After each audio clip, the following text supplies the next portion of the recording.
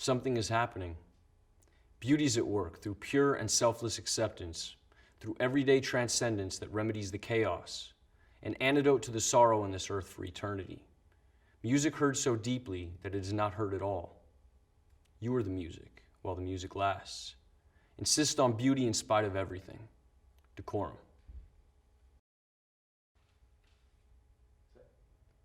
As I'm walking, I see you on your motorbike. I can see your blue eyes and nose peering underneath the crash helmet. But it's not you, it's just a man that looks like you. I'm disappointed every time. Every time I see a man on a motorbike, I think it's my dad. I'm not sure why this is. Sometimes I forget what your bike looks like. Everyone's eyes and faces look the same underneath black crash helmets. From a distance, everyone looks like you. Although soon I realized it's not. I remember you used to paint pictures of naked women in crash helmets. Their identities were hidden too. I always wondered who these women were. Their shiny black round heads like lollipops. Props. Who were they, Dad?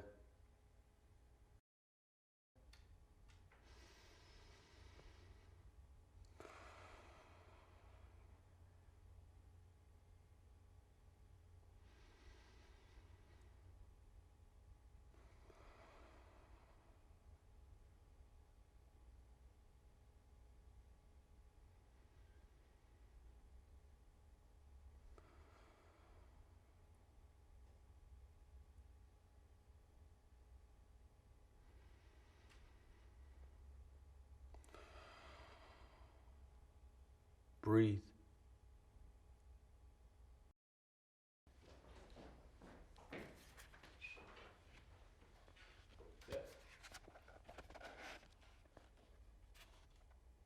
The Laughing Heart.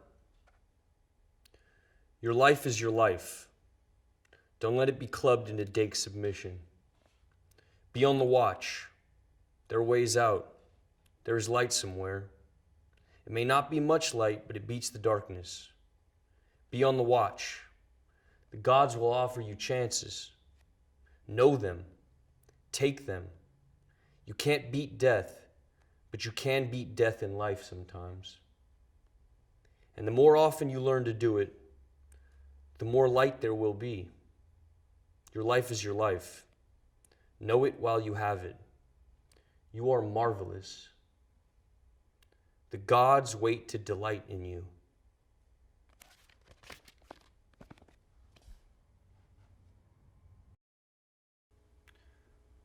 Rascal was a wildcat when it was 4 degrees outside. When I moved in, she'd stand with me in winter and rain, sleep with me, but mostly outside. Hunter, I never tried to break her spirit. Hit by car in front of me. I was shocked. I buried her by cat litter and wild food. Her sunshine place could only dig to stones because the city's sewage pipe's about 3 or 4 feet. I wish it was deeper, next to keep other animals from digging her up. When I find stones, I'll cover up could her decompletion begin to swell. If so, I'll put more soil on top. First, cat and friend. Hi. Yeah. I saw you last night. I was in the club. Yeah. I saw who you with, too. She was holding you so tight. 'Cause she knows you want me. Oh, no. But she can't love you. She can't love you like I do. I said to myself that you must be out of your mind. You were there with somebody else. You know you're wasting your time. Oh, no. 'Cause she can't love you. She can't love you like I do. You're missing my beat, and I'm needing your moves. Let's give it one more try. Let's get back in the groove. Because she can't love you. She can't love you like I do. When I was younger, my father was the producer of a transvestite troupe. And it seemed a dream for me to be able to observe what was behind the curtain. I think this is when all started, while growing up. I kept on searching for this feeling of wonder, this taste for metamorphosis. I direct speak of cabarets, shows, or even the strange. From video to another, often the same protagonists progress in this mysterious and phantasmagorical universe. I consider my videos as living paintings. I use the camera as a painter with his brushes. What could my world be made of? Red, green, blue. Red, green, blue. Red, green, blue. If you want to turn yourself into a proud samurai warrior, you need the katana samurai sword.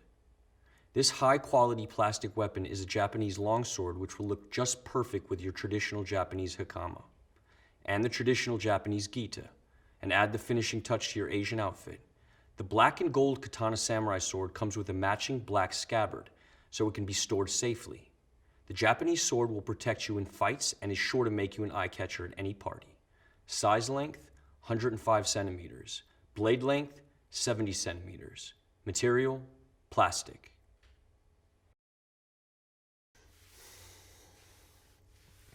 Yeah, so a couple years ago, a bunch of us went down to the beach, and we got there, and Coast Guard's running all up and down the sand, like, you can't get in the water, you know, screaming at us. And so we waited a bit, and they went further down the beach, and then we decided we would go. Like, what the fuck? Why did we come here?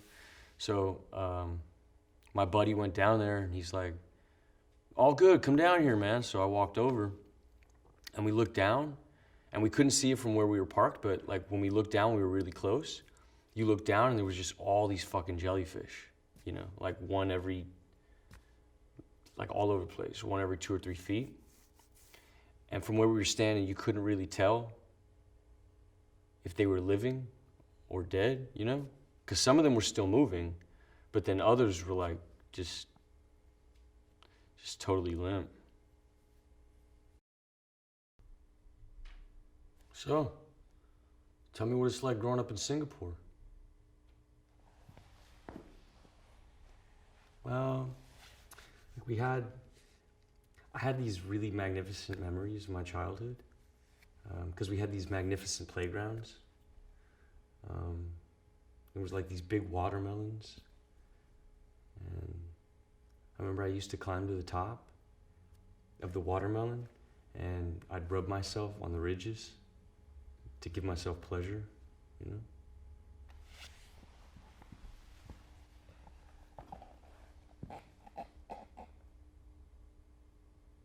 You think we can fall in love on the internet?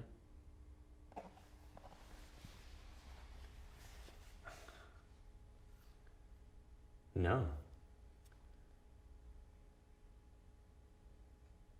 Because it wouldn't be love, it would just be porn. I don't think so. Seen from a distance, almost everything looks beautiful. As the distance increases, the more we romanticize. All the small details from the everyday reminisces the past, because things we want to forget are the things we can never forget.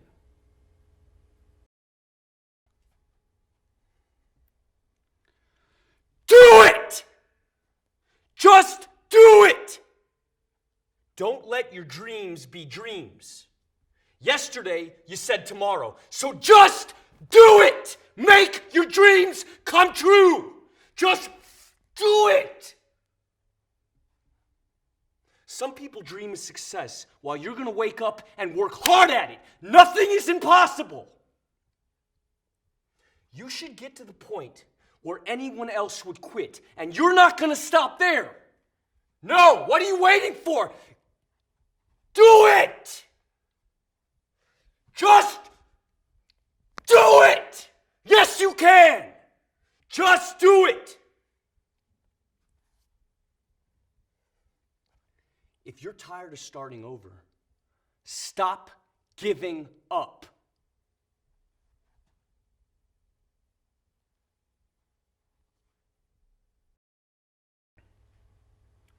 Emerging gaming technologies operate within a nexus of social relationships that characterize the modern world. These technologies enable a constant commentary which has become the quintessential quality of power, often operating as mechanisms that dictate our action and preordain our expectations. The work interrogates the cultural logic of feedback as a metaphor and material condition. It is live, cybernetic, reactive. Sensory data translated through visual and tactile apparatus. Disillusion of the virtual and corporeal boundary. Reorienting perspective of the existing in an alternative space and time. An avatar in symbiosis with the subject. Taking the lead in a continuous loop of action and reaction.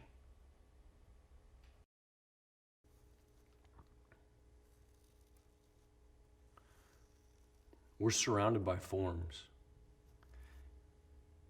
yet it's still so elusive, right? You know, sometimes it feels like we fill that void between us with something that grows slowly, like it's overtaking us or something. Like the way we speak or what we do, where we put stuff around us, even like the stances we inhabit, or like the faces we make, or even the body parts, you know, the food we eat, whatever. Sometimes it gets heavier, you know, or more light, but it's like all the distinctions are starting to melt away. The forms, the resemblances, the symmetries, the repetitions, the patterns that we know we have always had, that have always been there, and we're not sure why. And now, the outside looks more and more like the images that were contained in us since the beginning.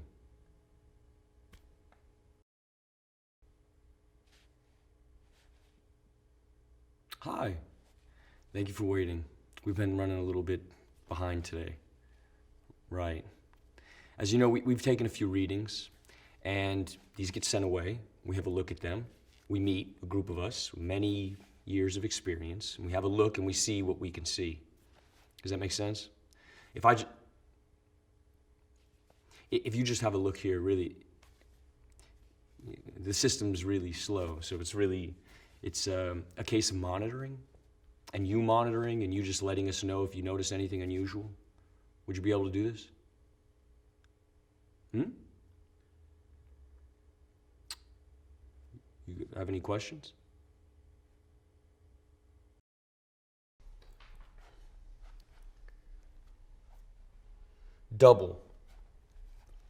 Double-sided, minds, different paths. One runs after sunlight, one follows the rising moon. They either congregate, connect, intersect, touch, unite at sunset for eclipses, play and then separate for long interstices.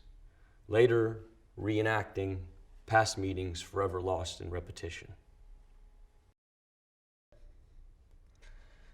Ebb and flow, edging closer, expanding warmth, that point just before the pressure bursts, capillary rush, tension, resisting, each muscle, each limb, each breath under control for now. Questions of limitations dissolve into the blur. Eyes open, but horizons fall away. The burn increases now. The pain centers. One of you escapes, but I pull you back. Duality. Existing only as a whole. Weakened by quivering joints. Lungs push for release. A struggle to hold on. Control surrendered. Suspended in dullness. Eyes close. Now numb. Running, reaching, falling, skipping, turning, sliding, walking. These are all words that describe ways of moving. Each action is packed with many micro movements. It's hard for us to recognize these small movements individually. When describing how to walk, we use the simplest terms possible and struggle to explain all the mechanics of a simple movement. Understanding body movement in the terms of everyday language should be simple. However, our muscle memory takes over for our brain and our body becomes a strange system of levers and pulleys that maneuver by our command.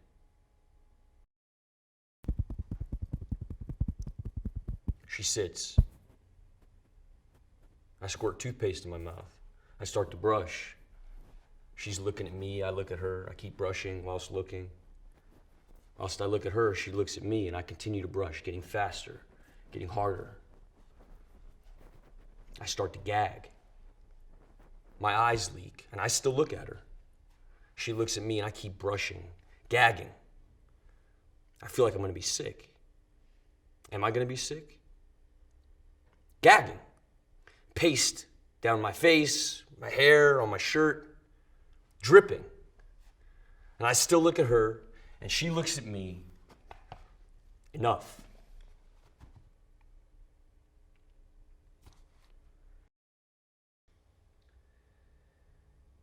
The sculptor, the painter, the video maker, the figure of the artist has been as fetishized in Western culture as the Hollywood actor, town drunk, or the Messiah himself. Michael Peters' Tate Shots attempts to reconfigure the concept of creator or creatrix by placing himself in the position of artist as meme. Watch, enjoy, and be at one. We are all children of the universe.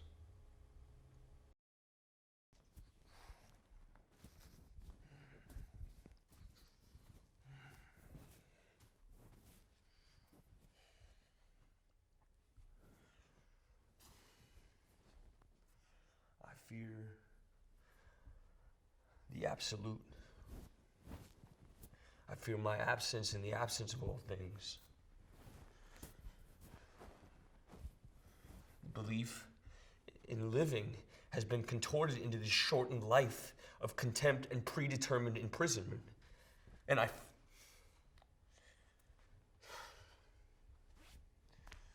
feel it all collapsing. I can't fucking embrace it!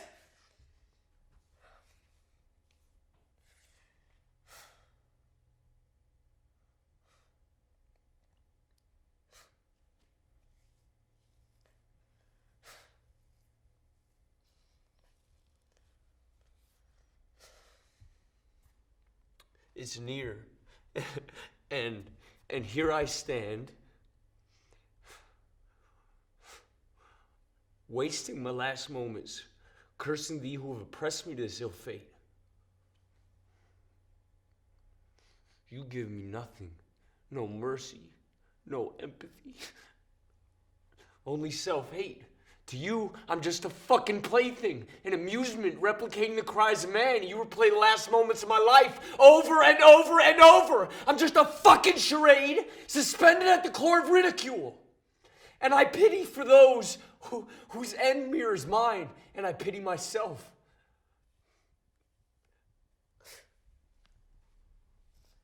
I'm helpless. Thank you.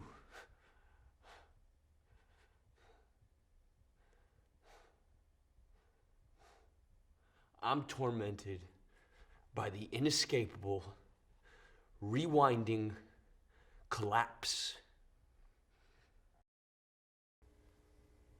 Don't let them see me like this. A man is under surveillance. Where's he gone? Almost into a state of euphoria, of relief, as though he's happy about it. He has to act as a looking glass rather than a mirror of social conventions. He disintegrated perfectly, but never reappeared. He became translucent to reveal his reality. It's impossible unless he is or was insane. He changed his mind. You know how men are. Perhaps it symbolizes something deep in his subconscious.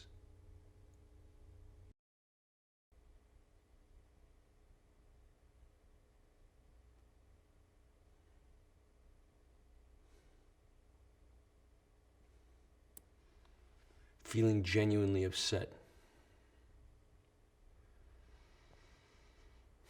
Tears level.